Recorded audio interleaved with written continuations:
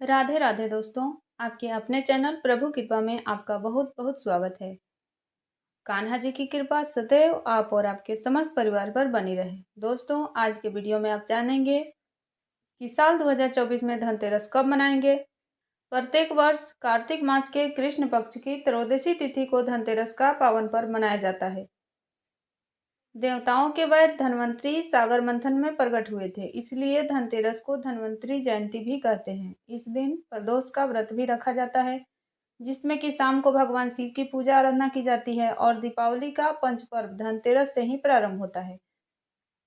तो महालक्ष्मी की जो विशेष आराधना का समय होता है धनतेरस से प्रारंभ होकर भाई दूज तक चलता है और इसलिए यह 5 दिन बहुत महत्वपूर्ण होते हैं और इन्हें पंच पर्व के नाम से जाना जाता है। तो आज के वीडियो में आप जानेंगे कि साल 2024 में धनतेरस कब है, त्रयोदशी का तिथि कब प्रारंभ हो रही है, कब समाप्त हो रही है, धनतेरस की पूजा करने का शुभ मुहूर्त क्या है और आज के दिन यानी कि धनतेरस के दिन बहुत सारी चीज़ों की खरीदारी की जाती है।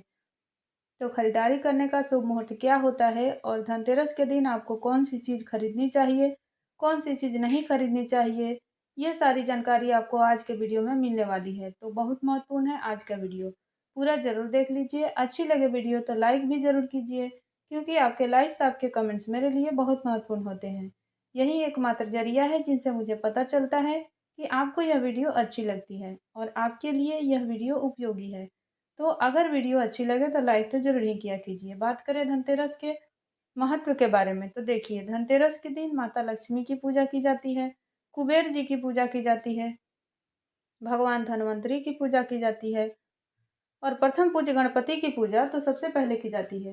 तो इस प्रकार से इन सभी देवी देवताओं की पूजा से घर में धन बढ़ता है, समृद्धि बढ़ती है, वैभव बढ़ता है और परिवार में अच्छे स्वास्थ्य की प्राप्ति हो जाती है। धनतेरस पर धन्वंतरी जी की पूजा करने से तो भगवान धन्वंतरी जो कि देवताओं के वध हैं, इनकी पूजा विशेष रूप से धनतेरस के दिन की जाती है। धनतेरस के दिन सोने की खरीदारी, चांदी की खरीदारी, आभूषणों की खरीदारी की जाती है। वाहन खरीदना हो, मकान खरीदना हो, दुकान खरीदना हो, प्रॉपर्टी खरीदना हो, मतलब किसी भी प्रकार की खरीदारी करने के लिए धनतेरस का दिन सबसे श्रेष्ठ माना जाता है। तो देखिए, जिनके पास पैसा है वो कितनी भी महंगी चीज़ खरीद सकते हैं, लेकिन अगर बहुत कुछ नहीं खरीदना है तो भी कुछ चीज़ें आवश्यक होती हैं, जैसे कि धनिया खरीदना, मतलब साबुत धनिया, धनिए के बीज खरीदना या फिर झाड़ू खरीदना, नमक अवश्य खरीदना चाहिए। पीतल के बर्तन आप खरीद सकते हैं। तो मतलब जो भी आपके पास उपलब्ध हो, जैसे भी आपकी सामर्थ्य हो, धनतेरस के दिन खरीदारी अवश्य करनी चाहिए, चाहे छोटी सी ही सही। चाहे आप झाड़ू ले आइए, थोड़ा सा मीठा ले आइए, लेकिन धनतेरस के दिन खरीदारी अवश्य कीजिए। ऐसा कहा जाता है कि धनतेरस पर हम जो भी चीज़ें खरीदते हैं तो उसके स्वरूप में माता लक्ष्मी हमारे घर में वास करती हैं और वर्ष पर्यंत माता लक्ष्मी की कृपा हमारे घर पर और हमारे परिवार पर बनी रहती है। इसलिए धनतेरस को खरीदारी करना अत्यंत श्रेष्ठ माना जाता है।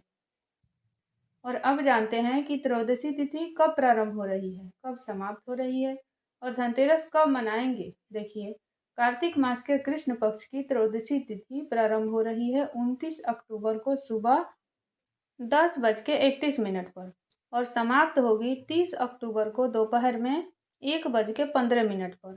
धनतेरस का पर्व प्रदोष व्याप्त तिथि में मनाई जाती है। इसके अनुसार 29 अक्टूबर 2024 मंगलवार के दिन धनतेरस मनाया जाएगा। इसी दिन प्रदोष का व्रत भी रखा जाएगा। अब बात करें पूजा के शुभ मुहूर्त के बारे में तो देखिए, 29 अक्टूबर को धनतेरस के दिन पूजा के लिए आपको केवल 1 घंटा 41 मिनट का शुभ मुहूर्त प्राप्त हो रहा है। धनतेरस का पूजा का शुभ मुहूर्त है शाम को 6:31 से रात्रि 8:13 तक। इसके अलावा प्रदोष काल पूजा का शुभ मुहूर्त है शाम को 5:38 से रात्रि के 8:13 तक। वृषभ काल में माता लक्ष्मी की आराधना की जाती है। तो माता लक्ष्मी की वृषभकालीन पूजा का शुभ मुहूर्त आपको प्राप्त हो रहा है शाम को 6:13 से रात्रि के 8:27 तक। अब बात करें सोना खरीदने का या फिर कोई भी महंगी धातु खरीदना चाहते हैं, कोई भी खरीदारी करना चाहते हैं तो उसके लिए शुभ मुहूर्त क्या होगा। देखिए, सोना खरीदने का शुभ मुहूर्त आपको प्राप्त हो रहा है 29 अक्टूबर 2024 को सुबह 10:31 से अगले दिन यानी कि 30 अक्टूबर को सुबह 6:32 तक। तो खरीदारी के लिए आपको 20 घंटे का तो खरीदारी के लिए आपको 20 घंटे तक का शुभ समय प्राप्त हो रहा है। इस समय में आप कोई भी खरीदारी कर सकते हैं। और दोस्तों, इस बार धनतेरस पर इतना शुभ योग हमें प्राप्त हो रहा है। त्रिपुष्कर योग का शास्त्रों के अनुसार त्रिपुष्कर योग में अगर आप कोई भी खरीदारी करते हैं, कोई भी शुभ कार्य करते हैं, तो उसका 3 गुना लाभ आपको प्राप्त होता है।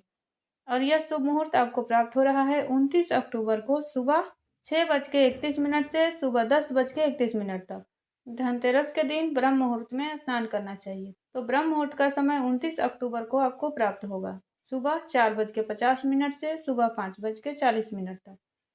शुभ मुहूर्त में आप स्नान कर सकते हैं, पूजा आराधना कर सकते हैं। अगला शुभ मुहूर्त है अमृत काल का, जो कि सुबह 10:24 से दोपहर 12:12 तक रहेगा।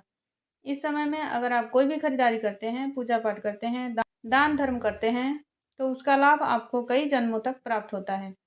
और अभिजीत मुहूर्त, जो कि सबसे श्रेष्ठ माना जाता है किसी भी प्रकार की खरीदारी के लिए, पूजा पाठ करने के लिए, कोई शुभ कार्य करने के लिए, वह आपको 29 अक्टूबर को प्राप्त हो रहा है सुबह 11:48 से दोपहर 12:32 तक। इस समय में आप कोई भी शुभ कार्य कर सकते हैं। एक ऐसा समय जिस समय में किसी भी प्रकार का शुभ कार्य नहीं करना चाहिए। कोई भी खरीदारी करना चाहते हैं तो इस समय में आपको नहीं करना है, और वह है राहु काल का समय। 29 अक्टूबर को राहु काल का समय रहेगा दोपहर में 2:58 से 4:22 तक। बात करें धनतेरस की पूजा विधि के बारे में, तो देखिए, शाम के समय प्रदोष काल में धन्वंतरी भगवान की पूजा की जाती है और माता लक्ष्मी की आराधना की जाती है। तो सबसे पहले गंगाजल छिड़ककर पूजा स्थल को शुद्ध कर लीजिए। फिर एक चौकी पर लाल रंग का कपड़ा बिछाकर भगवान धन्वंतरी, माता लक्ष्मी और भगवान कुबेर की प्रतिमा या फिर तस्वीर स्थापित की जाती है। इसके बाद कलश की स्थापना करें। फिर धूप, दीप, अक्षत, पुष्प इत्यादि सभी चीज़ें अर्पित करके विधि विधान से सभी देवी देवताओं की पूजा कर लीजिए। भोग अवश्य लगा दीजिए। भोग में आप अपनी इच्छा के अनुसार किसी भी फल का, किसी भी मिठाई का भोग लगा सकते हैं। वैसे भगवान धन्वंतरी को पीली मिठाई का भोग लगता है और माता लक्ष्मी को सफ़ेद मिठाई का भोग लगा दीजिए। भगवान कुबेर को भी आप चाहें तो पीली मिठाई का या फिर सफ़ेद मिठाई का भोग लगा सकते हैं और भगवान को लड्डुओं का भोग लगा दीजिए। इसके बाद हाथ जोड़कर अपने परिवार के अच्छे स्वास्थ्य के लिए भगवान धन्वंतरी से प्रार्थना कीजिए, उनकी आराधना कीजिए। भगवान कुबेर देवता से प्रार्थना कीजिए कि आपके घर में अन्न और धन के भंडार हमेशा भरे रहें। माता लक्ष्मी और गणपति से प्रार्थना कीजिए कि आपके घर में अस्थायी रूप से दोनों का वास बना रहे। इसके बाद आप चाहें तो लक्ष्मी चालीसा का पाठ कर सकते हैं, लक्ष्मी स्रोत का पाठ कर सकते हैं, भगवान धन्वंतरी के मंत्रों का जप कर सकते हैं, भगवान कुबेर की चालीसा का पाठ कर सकते हैं, कुबेर मंत्र का जाप कर सकते हैं और भगवान गणपति के मंत्रों का जाप कर सकते हैं। तो अपनी इच्छा के अनुसार मंत्र जाप अवश्य कीजिए। आज के दिन माता लक्ष्मी की अगर आप आराधना करते हैं, मंत्रों का जाप करते हैं, कुछ विशेष उपाय करते हैं, तो निश्चित ही आपके जीवन में जो भी परेशानियां आर्थिक रूप से आ रही है उनसे आपको मुक्ति मिल जाती है। तो धनतेरस के दिन कौन सा उपाय करें? स्थिर लक्ष्मी की प्राप्ति के लिए, अच्छे स्वास्थ्य के लिए और अखंड लक्ष्मी की प्राप्ति के लिए, इसके लिए आने वाले वीडियो जरूर देखिए। और हाँ, उम्मीद करती हूँ कि आप लोग प्रतिदिन की कार्तिक मास की कथा कहानियाँ जरूर सुनते होंगे। अगर आप नहीं सुन पा रहे हैं किसी भी कारणवश, तो आज से ही सुनना प्रारंभ कीजिए, क्योंकि कार्तिक मास में कथा सुनने मात्र से भगवान श्री हरि विष्णु की असीम कृपा आपको मिल जाती है। दोस्तों, उम्मीद करती हूँ यह वीडियो आपके लिए उपयोगी होगी। अच्छी लगी हो वीडियो तो लाइक कीजिए, शेयर कीजिए और चैनल पर पहली बार आए हैं, अगर अभी तक आपने चैनल को सब्सक्राइब नहीं किया है, तो आज की वीडियो अगर आपको अच्छी लगे तो चैनल को सब्सक्राइब करके बेल आइकन को जरूर प्रेस कर लीजिए। इससे यह होगा कि इस चैनल पर जो नई वीडियो अपलोड होगी उनकी नोटिफिकेशन आपको सही समय पर प्राप्त होगी। मिलती हूँ मैं आपसे अगली वीडियो में, तब तक के लिए जय श्री राधे।